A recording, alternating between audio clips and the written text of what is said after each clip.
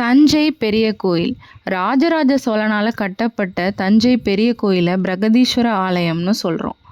இந்த பிரகதீஸ்வர ஆலயத்தில் நிறையா மர்மங்களும் அதிசயங்களும் இருக்குது. அதை நம்ம இதில் பார்க்கலாம். அது என்னன்னா 6 வருஷத்துலேருந்து 7 வருஷத்துக்குள்ளேயே இந்த கோயில் கட்டிட்டாரு நம்ம ராஜராஜ சோழன்.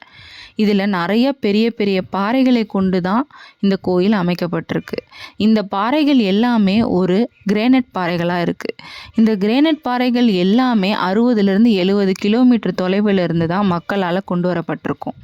அதனால தான் என்னமோ ராஜராஜ சோழன் மக்களோட பேரை தன் பேரோட சேர்த்தே கல்வெட்டுக்களில் பொறிச்சிருக்காரு.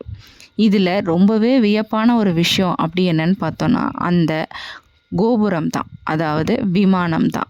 இந்த விமானம் என்னன்னா 80 டன் எடையை கொண்ட இந்த விமானம் அந்த உச்சியில் போய் எப்படி வச்சாருன்றது ஒரு வியப்பு. அது மட்டும் இல்லாமல் இதில் ஒரு அதிசயமான ஒரு விஷயமும் இருக்குது. அந்த விமானத்தோட அடி என்னன்னு பார்த்தோன்னா 216. அது என்ன 216ன்னு நினைக்கிறீங்களா? உயிர்மை எழுத்துக்களோட மொத்த எண்ணிக்கை என்னன்னு பார்த்தோன்னா 216. அதனால தான் இந்த கோபுரத்தோட அடியும் 216 இருக்கிறத நம்ம வியப்பாக பார்க்க வேண்டியதாக இருக்குது. உயரமான கோயில் விமானம் இந்த உலகத்திலேயே எங்கே இருக்குது அப்படின்னா நம்ம ராஜராஜ சோழன் கட்டின இந்த பிரகதீஸ்வர கோயில் தான்.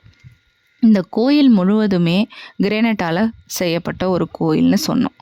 எவ்வளோ கிரானைட்டால் செய்யப்பட்ட ஒரு கோயில் அப்படின்னா 1,30,000 டன் எடையை கொண்டு தான் இந்த கோயிலை உருவாக்கியிருக்காங்க.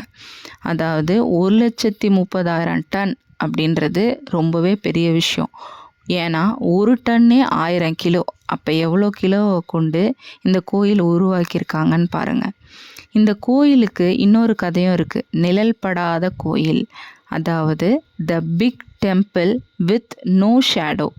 ஆமாங்க, இந்த கோயிலுக்கு நிழலே கீழே படாது அப்படின்ற ஒரு கதையும் இருக்குது. அது மட்டும் இல்லாமல் இந்த நந்தி, அதாவது பெரிய காளை, அந்த பெரிய காளையோட வடிவத்தை கொண்டது தான் அந்த நந்தி. அந்த சிவனோட வாகனம்னு சொல்கிறோம். இது எவ்வளோ எடையை இருக்கும்னு நினைக்கிறீங்க? சுமார் 25 டன் உடையதுங்க அந்த நந்தி சிலை. இது ஒரே கல்லுங்க. அந்த ஒரே கல்லில் செதுக்கப்பட்டது தான் அந்த நந்தி. இது போல் தகவலை தெரிந்து கொள்ள இந்த சேனலை லைக் பண்ணுங்கள், சப்ஸ்கிரைப் பண்ணுங்கள்.